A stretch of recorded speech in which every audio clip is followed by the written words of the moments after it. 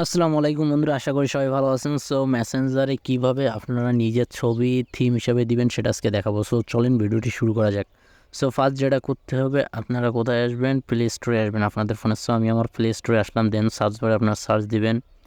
So এখানে search দিবেন designer tools লিখে। সো আমি ডিজাইনার টুলস লিখে সার্চ দিলাম। তারপরে এখানে যে অ্যাপ্লিকেশনটা দেখতে পাচ্ছেন ডিজাইনার টুলস প্রো, সো এটা আপনারা ইনস্টল করে নেবেন। সো আমি এটা এখন ইনস্টল করে নিব। সো আমি ইনস্টলে ক্লিক করলাম, দেন এটা ইনস্টল হচ্ছে, একটু অপেক্ষা করি।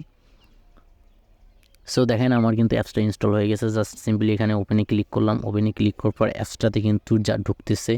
সো অ্যাপসে আসার পর এখানে আপনারা দেখতে পাচ্ছেন যে কর্নারের নিচে আছে কি মর্কআপ ওভারলে। সো এটাতে আপনারা ক্লিক করবেন, আমি এটাতে ক্লিক করলাম।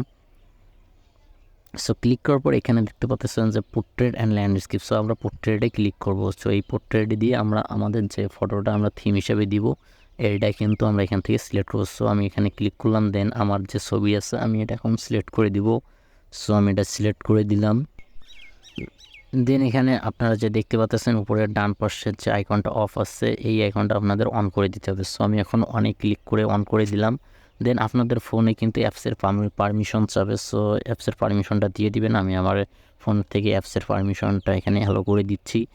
সো জাস্ট এখানে এটা অ্যালো করে দিলাম। দেন আমি আবার অ্যাপসে যাচ্ছি, যাওয়ার পরে এটা কিন্তু অন হয়ে গেছে।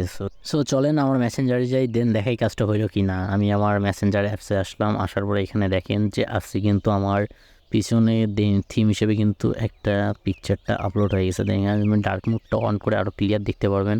সো এটা অফ করে দিলাম ডার্ক মোড। আর এখানে দেখতে পাচ্ছেন যে আমি যে ওয়ালপেপারটা সেট করলাম এটা কিন্তু থিম হিসেবে সুন্দরভাবে সেট হয়ে গেছে। সো বন্ধুরা, আজকের ভিডিওটি এই পর্যন্তই। দেখা হবে নেক্সট কোনো ভিডিওতে। আশা করি যারা আমার ভিডিওটি দেখেন অবশ্যই চ্যানেলটি সাবস্ক্রাইব করবেন আর পাশে থাকা বেল আইকনটি বাজিয়ে দেবেন। আর ফেসবুক পেজ থেকে দেখে থাকলে পেজটি ফলো করে দিয়ে আর ভিডিওটা অবশ্যই শেয়ার করে দিবেন আপনাদের ফ্রেন্ডের মাঝে।